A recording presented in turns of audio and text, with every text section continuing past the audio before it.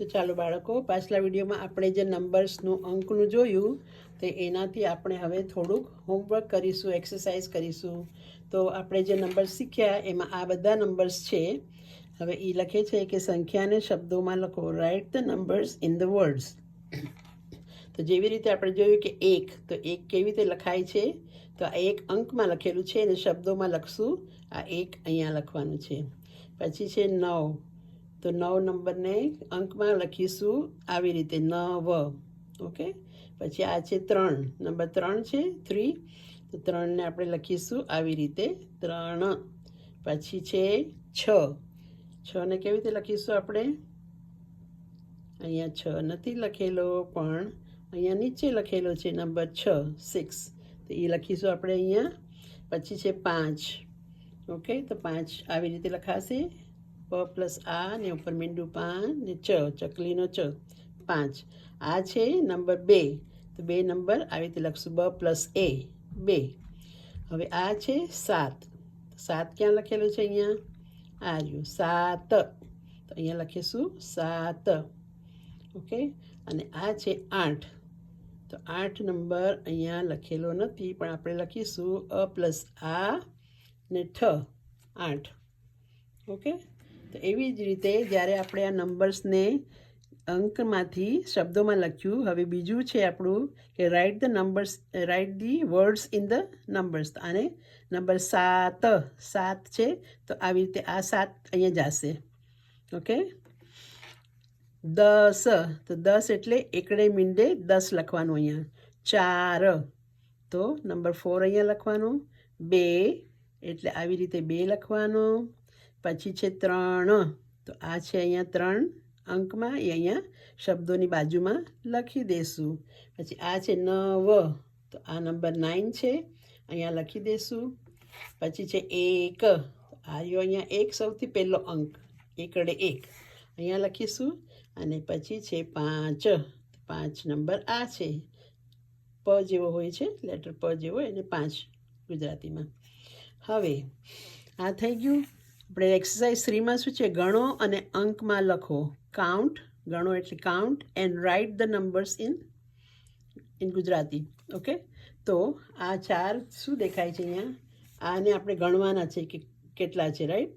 તો 1, 2, 3, 4, તો અહીંયા તમે નંબર 4 લખશો. ઠીક છે. નંબર 4 લખવાનું છે અહીંયા. પછી 1, 2 ને 3, આઈસ્ક્રીમ છે 3 છે, તો અહીંયા લખશો નંબર 3, આવી રીતે લખશો નંબર 3, તો 3 અહીંયા ગુજરાતીમાં લખવાનું છે. આ છે ફ્લાવર, તો કેટલા ફ્લાવર્સ છે?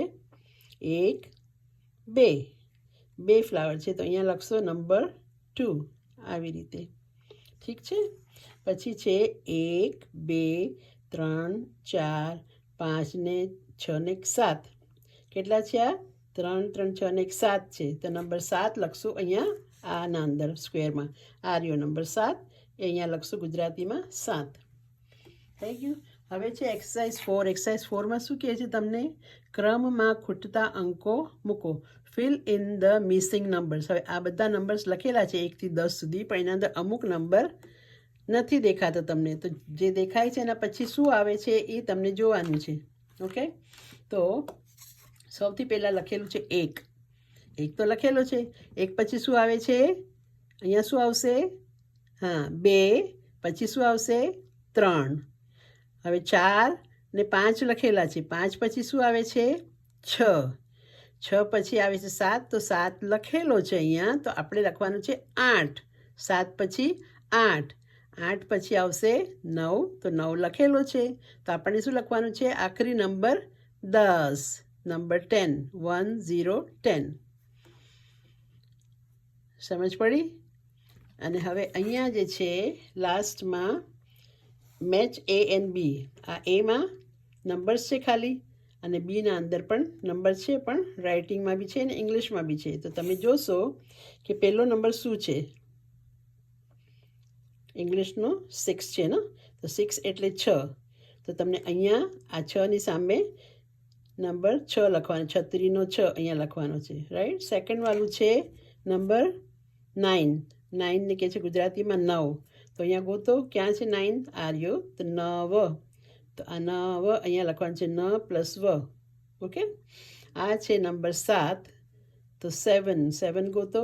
આ છે 7, તો 7 એટલે 7. 7 અહીંયા લખવાનું છે 7 સ પ્લસ આ અને તરબૂચનો ત 7. આ છે નંબર 3 ગોતો. 3 ક્યાં છે? અહીંયા 3ને કહે છે 3, તો આવી રીતે લખવાનું છે 3 અહીંયા. ઇઝી છે. ચલો, આ બધી એક્સરસાઇઝ તમે કરીને લાવવાની છે હોમવર્કમાં. અને પહેલાં જોઈએ તો લાસ્ટ વિડીયો જોઈને નંબર્સ 1 to 10 કરો અને પછી આ એક્સરસાઇઝ કરો. ઠીક છે, ફરી મળીશું.